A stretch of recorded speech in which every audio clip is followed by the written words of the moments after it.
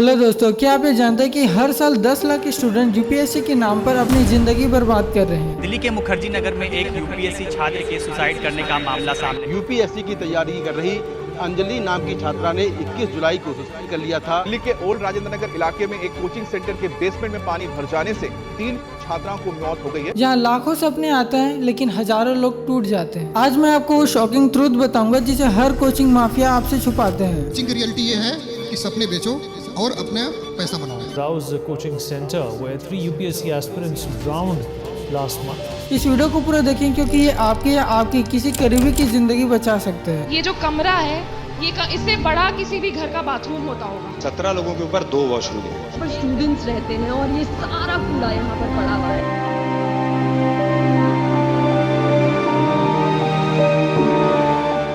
जुलाई 2025 को ओल्ड राजेंद्र नगर दिल्ली में एक 25 साल का स्टूडेंट जो कि हजारों अन्य युवाओं की तरह आंख में एक बड़ा सपना लेकर के दिल्ली आया था। वो पिछले 1 साल से ओल्ड राजेंद्र नगर दिल्ली में यूपीएससी की तैयारी कर रहा था। उनके परिवार और उनके दोस्तों को तरुण से बहुत उम्मीद थी। एक दिन तरुण के पिता उनको बार बार फोन करते हैं लेकिन कोई जवाब नहीं आता, तो उन्होंने घबरा करके मकान मालिक को कॉल किया। मकान मालिक जब तरुण के रूम पर पहुँचते तो दरवाजा अंदर से बंद था। खिड़की से झांकने पर वो मंजर दिखा जो सबके होश उड़ा दिए। तरुण पंखे से लटका हुआ दिखाई दिया। पुलिस को मौके से एक सुसाइड नोट मिला जिसमें तरुण ने अपने मौत के लिए खुद को जिम्मेदार ठहराया। देखो यार, ये घटना यूपीएससी की तैयारी के दौरान स्टूडेंट में पड़ने वाले प्रेशर और अकेलेपन का उदाहरण है। क्यों मुखर्जी नगर को सपनों का कब्रिस्तान कहा जाता है? क्यों यहाँ के बेसमेंट लाइब्रेरी में स्टूडेंट्स की मौत हो रही है? क्यों एमसीडी की कार्रवाई के बाद भी कुछ नहीं बदला? क्यों गवर्नमेंट हर प्रॉब्लम को देखने के बाद भी अनदेखा कर रही है? कैसे मुखर्जी नगर में कार्डबोर्ड रूम्स का बिजनेस चल रहा है? क्यों यूपीएससी एस्पिरेंट की सुसाइड रेट बढ़ रही है? कैसे कंपैरिजन की बीमारी हर एस्पिरेंट को डिस्ट्रॉय कर रही है? कौन जिम्मेदार है वो 3 स्टूडेंट्स की मौत का? क्यों दृष्टि आईएएस सेंटर को सील करना पड़ा? अगर आप भी यूपीएससी एस्पिरेंट हो तो ये वीडियो आपकी जिंदगी बचा सकता है। ये वीडियो देखने के बाद आप इन कोचिंग सेंटर्स के स्कैम पर बिल्कुल भी नहीं फंसोगे। आज मैं आपको बताऊंगा कि बिना कोचिंग के आप यूपीएससी कैसे क्रैक कर सकते हो।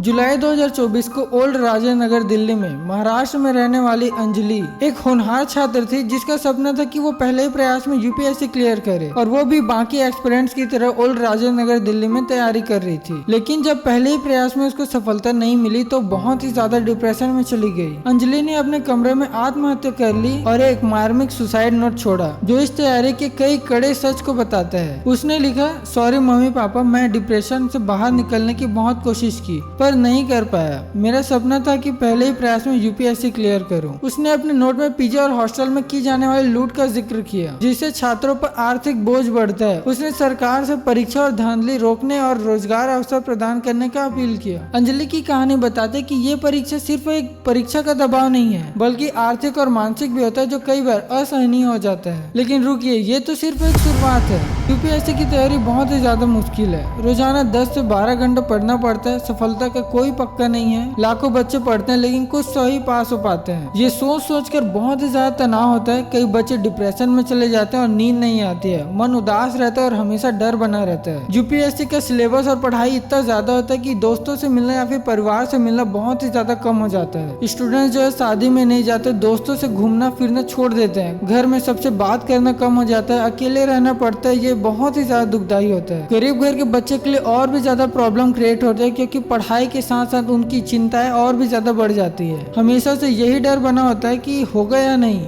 कितने साल पढ़ना पड़ेगा, कुछ पता नहीं। बार बार कई अटेम्प्ट लगाने पड़ते हैं। ये डर इतना ज्यादा होता है कि रात में नींद नहीं आती है। हमेशा चिंता ही रहती है। माँ बाप का सपना होता है कि वो आईएएस अफसर बने। रिश्तेदार पूछते रहते हैं कि तैयारी कैसे चल रही है। ये दबाव बहुत ही ज्यादा परेशान करते हैं। देखो यूपीएससी की तैयारी में एवरेज 3-4 साल पढ़ाई करना पड़ता है। ये जिंदगी के सबसे अच्छे सालों में से एक होता है। अगर सफल हुए तो ठीक, अगर नहीं हुए तो सब कुछ बर्बाद लगता है। इस पढ़ाई के दौरान कोई भी जॉब नहीं करते, कोई दूसरा स्किल नहीं सीखते और कई बार इसीलिए पछताना पड़ता है। हमेशा ये देखते रहते हैं कि दूसरे कितना पढ़ाई कर रहे हैं, मार्क्स कितने आ रहे हैं। फेसबुक इंस्टाग्राम पर दूसरे की सफलता देखते हैं और यही जो तुलना वाली जो चीजें हैं वो काफी ज्यादा परेशान भी करती है और ये पूरा फीलिंग बहुत ही ज्यादा डरावना होता है। समझ नहीं आता कि जिंदगी में करे तो करे क्या, और ये सब कुछ मिला करके बहुत ही ज्यादा परेशानी देता है। ये सब समस्या रियल है लेकिन इसका सोल्यूशन भी है। सही planning plus good mental health plus balanced approach plus consistency plus practice, इससे ही सक्सेस का रास्ता खुलता है। देखो यार, इतना प्रेशर झेलने के बाद भी अभी भी धोखा बाकी है।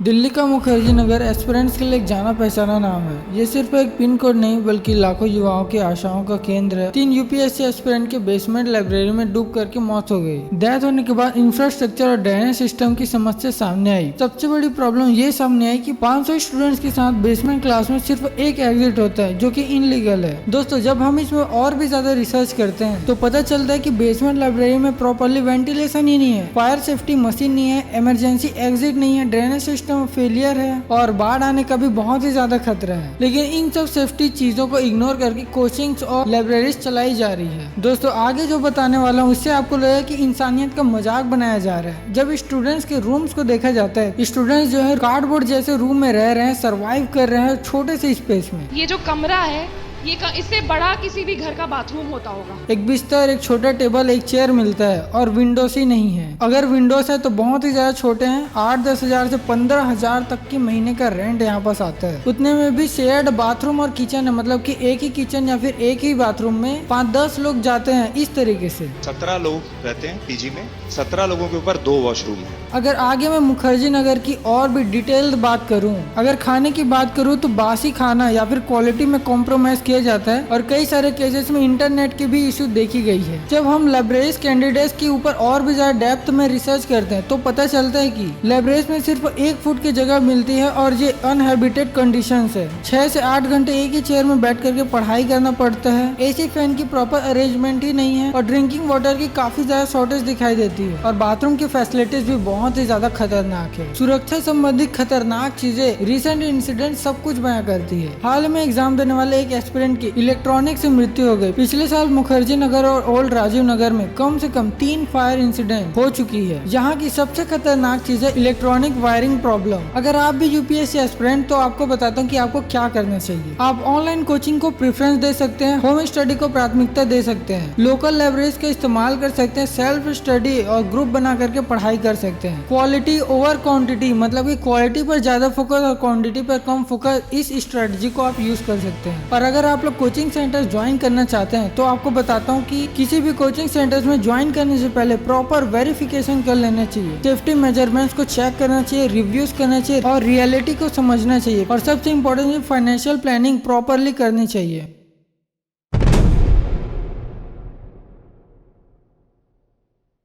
दिसंबर 2024 में कंज्यूमर अफेयर मिनिस्ट्री ने बड़ी कार्रवाई की। बाजीराव एंड रेड्डी इंस्टीट्यूट को 7 लाख का जुर्माना, स्टडी IQ IS को 7 लाख का जुर्माना और इडजी IS को 1 लाख जुर्माने की वजह थी कि यूपीएससी रिजल्ट के बारे में मिसलीडिंग एडवर्टीजमेंट किए जा रहे थे। सुब्रा रंजस IS स्टडी इंस्टीट्यूट, जहां टीना डाबी और रिया डाबी के मेंटोर्स हैं, उस इंस्टीट्यूट को 2 लाख से भी ज्यादा का जुर्माना मिसलीडिंग एडवर्टीजमेंट के लिए लिया गया। आगे आपको बताता हूँ कि कोचिंग सेंटर्स किस तरीके से बच्चों के साथ शोषण करती है। दोस्तों, अगर कोचिंग फीस की बात करें तो कोचिंग सेंटर्स एक बेसिक कोर्स के लिए 80,000 से 1.5 लाख चार्ज करते हैं, प्रीमियम कोर्स के लिए 2 से 4 लाख चार्ज करती है और स्टडी मटेरियल्स की तो मैंने बात ही नहीं करी, वो 15,000 से 25,000 लगता है। 3 लोगों की मौत होती है। उसके बाद बेसमेंट लाइब्रेरीज काफी ज्यादा बंद होती है और इसके बाद जितने भी फ्लोरिंग वाले लाइब्रेरीज है, मतलब की जो हायर फ्लोर्स पे लाइब्रेरीज है, उसके कॉस्ट मल्टीफोल्ड हो गई है। जब कोई भी कोचिंग सेंटर क्राइसिस होने लगता है तो दूसरे कोचिंग सेंटर अपनी फीस बढ़ा देते हैं। अगर कोचिंग सेंटर्स की बात करें तो इस भीड़ भाड़ वाले क्लासेस में एक टीचर और 200 स्टूडेंट्स होते हैं और अगर किसी एक एस्पिरेंट को इंडिविजुअल कोई भी क्वेश्चन पूछना है तो बिल्कुल भी नहीं पूछ सकता। और इस कोचिंग सेंटर में गवर्नमेंट क्या क्या कार्रवाई करते हैं, चलिए आपको बताता हूँ। जुलाई ट्रेजेडी के बाद MCD ने सेफ्टी रेगुलेशन जैसे 2 एग्जिट, प्रॉपर वेंटिलेशन और फायर डिपार्टमेंट NOCs का पालन न करने के कारण मुखर्जी नगर में 3 से अधिक कोचिंग इंस्टीट्यूट को सील कर दिया था। लेकिन आगे क्या हुआ, कुछ महीने के बाद वो फिर से खुले दिखाई दिए और इसका कोई भी परमानेंट सोल्यूशन नहीं निकला। हमारे कॉन्स्टिट्यूशन के सेक्शन 228 में बताया गया है कि जितने भी मिसलीडिंग एडवर्टाइजमेंट है जिसके अंदर ऐसे विज्ञापन जो किसी उत्पाद या सेवा के बारे में झूठे या भ्रामक दावे करते हैं और उपभोक्ता को गुमराह करते हैं। फॉर एग्जाम्पल, कोचिंग स्टूडेंट ये दावा करता है कि 300 से भी ज्यादा स्टूडेंट हमारे यहाँ से चयन हुए, लेकिन स्टूडेंट केवल मॉक टेस्ट या फिर फ्री क्लासेस में थे और यही चीज मिसलीडिंग एडवर्टाइजमेंट मतलब कि सेक्शन 228 के अंदर आता है और और इसीलिए CCPA ने 20 से भी ज्यादा IAS और UPSC कोचिंग स्टूडेंट को नोटिस भेजे। चलिए इन कोचिंग इंस्टीट्यूट की और भी गहराई से पोल खोलते हैं। बाजीराव एंड रेड्डी इंस्टीट्यूट ने यह दावा किया कि UPSC 2022 में 933 छात्रों में से 617, लेकिन असल में अधिकांश छात्र केवल मॉक टेस्ट और इंटरव्यूज के कारण इन कोचिंग्स में शामिल हुए थे। स्टडी IQ IAS ने 2023 में 120 लोगों के चयन का दावा किया, जबकि अधिकांश सफल अभ्यर्थी सिर्फ इंटरव्यूज और गाइडेंस प्रोग्राम के अंदर शामिल हुए थे। कुल मिलाकर के 45 इंस्टीट्यूट को नोटिस भेजा गया, जिसमें से 22 संस्थाओं में 71.6 लाख के जुर्माने का वसूली किया गया। सरकार ने एक और कदम उठाई और एक नई गाइडलाइन NTCE जारी की गई, जिसके अंदर कोचिंग संस्थाओं को विज्ञापन और इंफ्रास्ट्रक्चर और कोर्स की मान्यता जैसे UGC